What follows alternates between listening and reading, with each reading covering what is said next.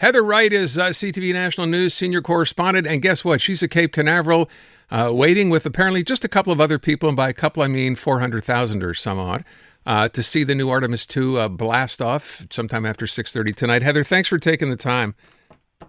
Thanks for having me. Yeah, you don't remember that song, do you? Everyone's Gone to the Moon? I don't. Nah, it's okay. You're not old enough to remember it. I'm the only one here who does. Which is okay. And by the way, Francois Legault, to all those of you who've been texting in saying April Fools, April Fools. Yeah, April Fools. And by the way, to the person who texted in saying, hey, no, April Fools ends at noon. As I said when I started the show, no, it doesn't. It can end at noon for you. It does not end at noon for me. It'll end when I get off the air at 6 o'clock, which means who knows what else could happen. That said, Heather, tell us what it's like over there. I heard that number, by the way, earlier on describing how many people are actually there at this launch. It seems kind of insane to consider. As I said, was it over 400,000 people are there? Not an April Fool's joke. No. And that's what we're being told by officials, on the ground here. This is the Space Coast. And so those are the numbers that they were estimating based on hotel occupancy, all of that kind of thing. And you know what? Like, we were driving to the Kennedy Space Center at 6:30 this morning. The sun hadn't even come up, and you could see camper vans and people parked sort of, saving their spots along the road coming up here. So certainly a lot of excitement, anticipation for this launch, which will make history if all goes according to plan. And I'm looking at the clock right now, just under 2.5 hours.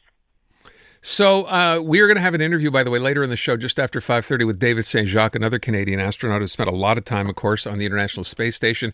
In terms of the mood there now, obviously, this has been put off at least a couple of times. What's the sense in there? And did you see Jeremy Hansen at all today? No, the astronauts, they've been in quarantine since they arrived. They got here from Houston on Friday.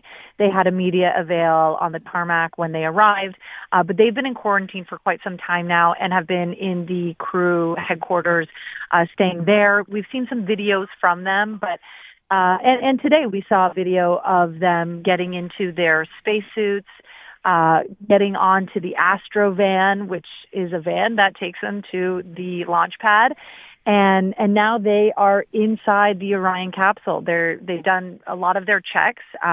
They've done their comms checks, computer checks, making sure all the instruments, everything that is inside that rocket ship is working before it blasts off. And so we've seen, them sort of go through this meticulous checklist of things to do, which you would expect before you lift off, to go further perhaps than any human and faster than any human has ever gone before. So with respect to the mission itself, how long is it going to last, and what's sort of the objective here that you know?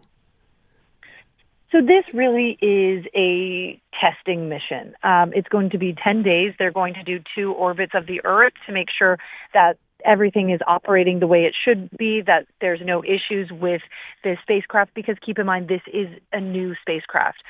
So they're going to be doing a lot of testing. Then they will blast off towards the moon. They are expected to be on the dark side of the moon, so to speak, on day 6. And then they will splash down in the Atlantic on April 10th. And so a lot of the things that they are going to be doing is testing, making sure everything's working well, seeing how they respond to life in space. And then when they get on the far side of the moon, they are going to be seeing things that no human eyes have ever seen. So they'll be taking a lot of pictures, potentially scouting out landing spots for future crewed missions that will land on the moon for them to touch down at. So it's a bit of a training mission. It's a reconnaissance mission in many ways. And going back to the moon for the first time in 50 plus years is, they need to regain and sort of reset some of that knowledge. So the launch window starts at 6:24, and what happens at 6:24 p.m. if everything is okay? It's a go, or do you know how that plays out? Yes. So at 6:24 p.m., that is when, or actually it's before that, at around T or L minus 11 is when they will go around Mission Control in Houston and poll everyone whether they are a go or no go for launch. So that's, you've probably seen it in the movies. They go around, they ask if everyone's, happy with how things stand. And then the countdown clock that we're seeing now is really when the window opens. So after that, then we'll get a T minus, and that will be probably 10 minutes, and that's when then things will really start to happen.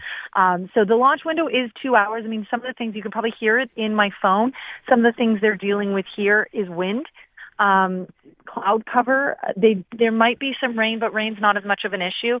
We heard from the NASA weather officer that it is an 80% chance of favorable weather, but they do have a 2 hour window. So if they don't go in the first 10 minutes, they have, that full 2 hours where they can take off. And so from what we've heard, from what we can see, it feels like everything's going well. They have sealed at least one part of the capsule of Orion, and things are pressing ahead. Well, Heather, enjoy your time. It's an exciting moment, of course, for everybody, especially for Canadians today with a Canadian on board. Heather, thanks so much. Appreciate it.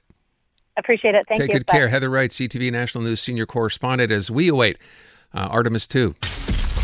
Experience Bruno Mars live in Toronto. Guess who's back again? iHeartRadio wants to send you and a friend with flights from tripcentral.ca. 2 nights at Sheraton Centre Toronto. Tickets to Bruno Mars and $1,000 cash. Don't believe me, just watch. Download the free iHeartRadio app. Listen to iHeart New Music for 10 minutes. I'm coming to get you. Win your way to Bruno Mars. Will you be there?